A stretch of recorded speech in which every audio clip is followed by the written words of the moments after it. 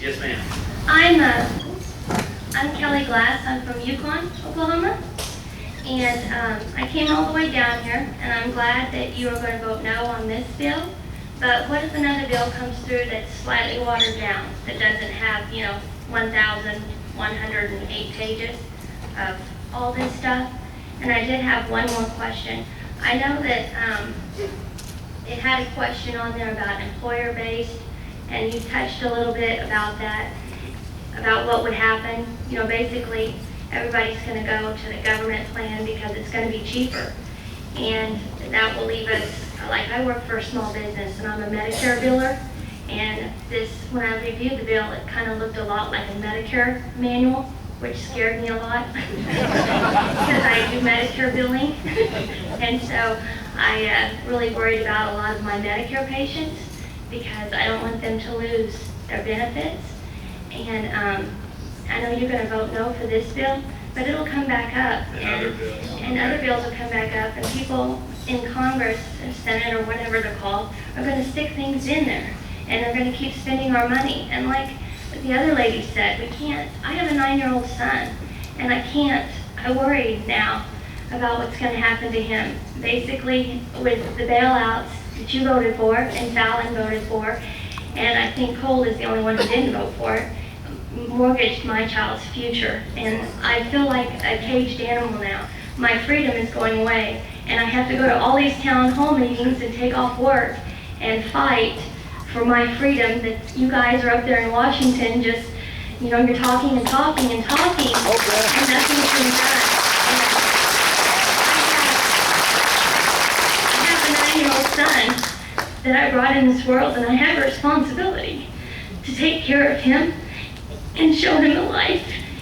And everybody is just taking it away, and I don't know how to stop it. And this is one more thing with the health care. I work hard, and I've worked hard since I was 14 years old. I went to school, I went to college, and I work every day, and I want to be able to take him to the emergency room if I need to. I have a health plan, and I want to keep it.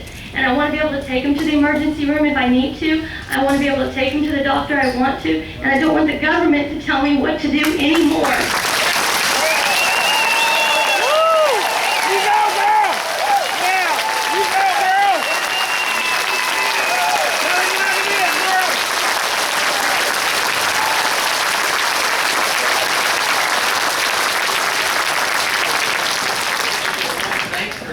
I think you're the farthest traveler today that we've come across, so thanks for coming and for being here. The main question, I think, are you going to vote for something else too? A watered down bill. Watered down bill.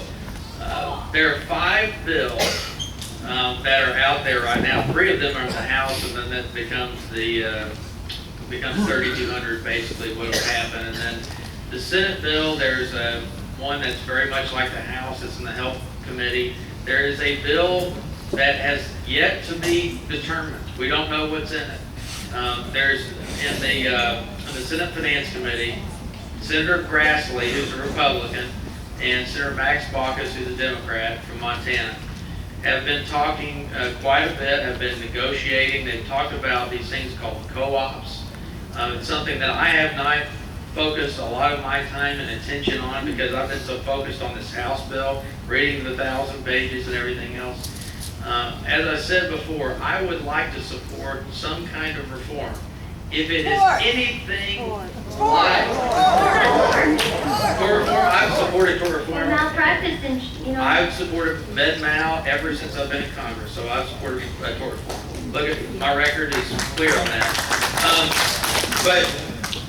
But here's the deal. If it looks anything like what we're talking about in this HR 3200, I'm a no. This is so scary. I'm a no. And so thank you for being a great mom and for being here today.